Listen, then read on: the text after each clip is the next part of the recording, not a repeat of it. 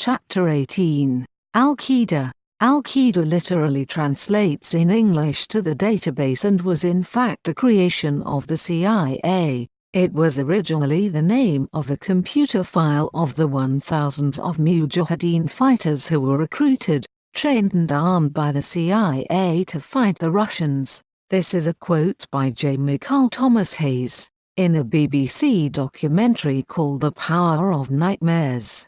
Top CIA officials openly admit that Al-Qaeda is a total and complete fabrication, never having existed at any time. I would like to say that I was surprised when I read this statement, but I am far from it. I believe that terrorism is created to instill fear in the general public. The majority of the planet and the populations of countries are consumed by fear. Fear is a negative but emotional force and affects the lives of so many that are unaware. People fear losing their jobs and in turn their income.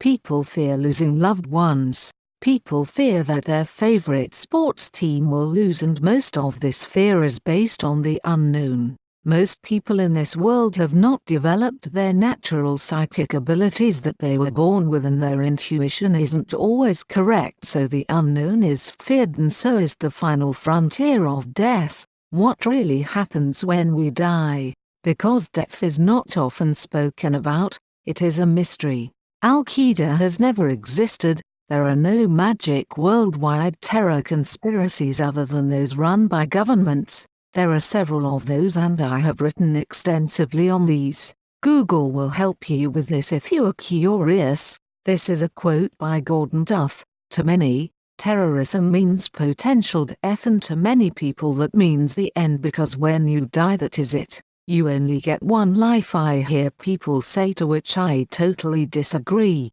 But if you believe that one life is all that you get, then the instilled fear of terrorism is going to have an impact upon your life. I've heard of some people completely changing their lives because of the threat of terrorism. They rarely leave their houses and certainly don't go abroad for holidays anymore like they once used to, all because of fear of what might or could happen to them. Personally, that is no way to live a life, and I implore you, the reader, to carry on with your lives in a normal manner, because terrorism has been created in order to control you, to control your actions and your thoughts and in turn your daily lives. This may or may not come as a shock to you, the reader, but terrorism has been created by the elite Illuminati governments in order to justify their wars, and is one of the many ways in which they wish to control the masses. Wars are very good for a nation's economy, so if there are not enough opposing forces to a particular nation's regime, then an opponent is created as if by magic,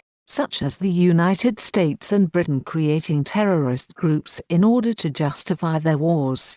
The United States are bedfellows with Britain and have had a special relationship since the Second World War. War is great news for private bankers, which in turn own governments because of the debts that governments owe to the bankers. Talking of banking, a series of whistleblowers have come forward in the recent past and said that around 90,000 bank accounts connected to funding ISIS had been discovered and detected through the Union Bank of Switzerland. Congress was notified of this but took no action. Why? Of course the people don't want war. But after all, it is the leaders of the country who determine the policy, and it is always a simple matter to drag the people along, whether it is a democracy, or a fascist dictatorship, or a parliament or a communist dictatorship.